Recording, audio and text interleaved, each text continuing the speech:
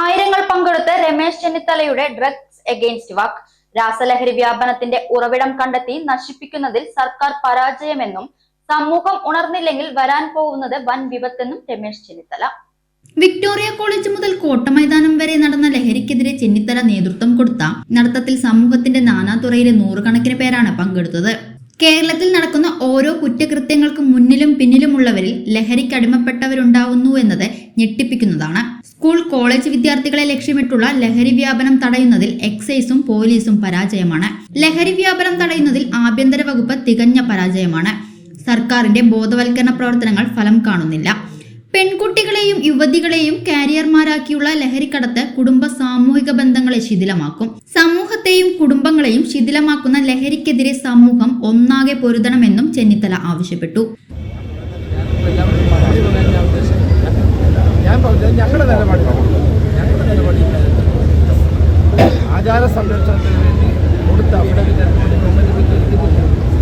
നാമജപ ഘോഷയാത്രയിൽ പങ്കെടുത്തവരുടെ case അപ്പോൾ ഭക്തജനങ്ങളെ കബളിപ്പിക്കുകയാണ് തോന്നുന്നത്. അതുകൊണ്ടാണ് ഞങ്ങൾ അതിൽ പങ്കെടുക്കുന്നത്. ഞങ്ങൾ ഞങ്ങൾ അങ്ങനെ സംഗമം നടത്താൻ തീരുമാനിച്ചിട്ടില്ല.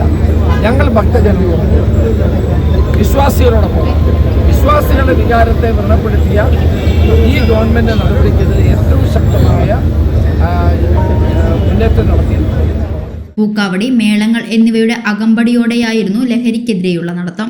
MP VK Sreekandan, KPCC general സെക്രട്ടറിമാരായ Abdul Muthalib, C Chandran, KA Thulasi, UN പ്രതിനിധി Ajith Kumar Varma, KPCC vice president Balram, മുൻ MP VSB Vijayaraghavan, CV Balachandran, MLA Shamsuddin, Sumesh Achuthan, Firoz Babu, Sandeep Warrier, CP Muhammad, PV Rajesh, P Balagopal, Harigovindan എന്നിവർ നേതൃത്വം നൽകി.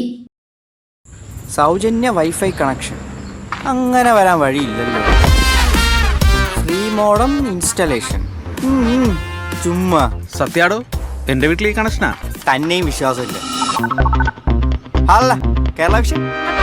കേരള വിഷനിലേക്ക് സ്വാഗതം. ഇപ്പോൾ വൈഫൈ കണക്ഷൻ എടുക്കാം ഫ്രീ ആയി.